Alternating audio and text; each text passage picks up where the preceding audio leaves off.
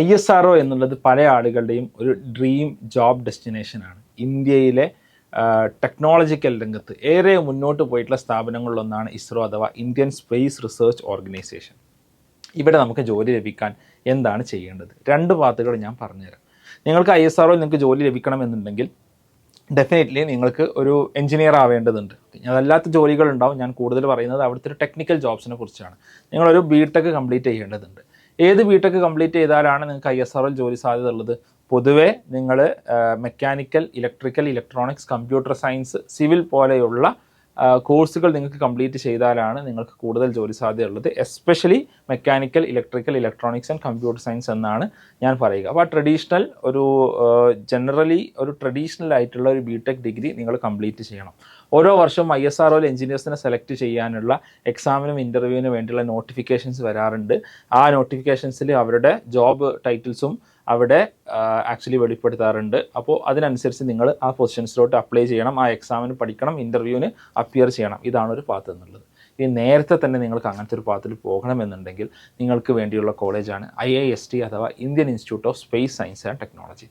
Indian institute of space science and technology ഒരു പ്രത്യേകത, ഇത് നേരിട്ട് ISRO അഥവാ ഇന്ത്യൻ സ്പേസ് റിസർച്ച് ഓർഗനൈസേഷൻ നടത്തുന്ന ഒരു സ്ഥാപനമാണ്. അതുകൊണ്ട് തന്നെ അവിടുന്ന് നേരിട്ട് ISROയിലോട്ടൊരു അബ്സോർപ്ഷൻ നടക്കുന്നുണ്ട്. അപ്പോൾ നമുക്ക് അവിടെ നിന്ന് ജോലി കിട്ടാനുള്ള സാധ്യത താരതമ്യേന കൂടുതലാണ്. എന്നാൽ ഇപ്പോൾ അത് കുറഞ്ഞു വരുന്നുണ്ട്, അവിടെ നിന്നുള്ള നേരിട്ടുള്ള അബ്സോർപ്ഷൻ കുറഞ്ഞു വരുന്നുണ്ട് എന്നുള്ള ചില കമൻറ്റുകളെല്ലാം നമ്മൾ കണ്ടിട്ടുണ്ട്. എന്തായാലും ഇങ്ങനെ ഒരു പാത്ത് അവിടെ ഉണ്ട്.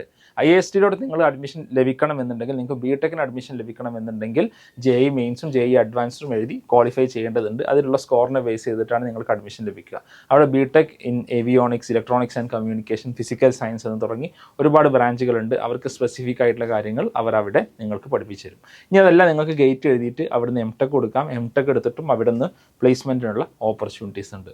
അപ്പോൾ ISROയിൽ പോകണമെന്നുണ്ടെങ്കിൽ നിങ്ങൾക്ക് IIST നല്ലൊരു ഓപ്ഷനാണ്. IIST സ്ഥിതി ചെയ്യുന്നത് നമ്മുടെ തൊട്ടടുത്ത നമ്മുടെ സംസ്ഥാനത്തിൻ്റെ തലസ്ഥാനമായിട്ടുള്ള തിരുവനന്തപുരത്താണ്.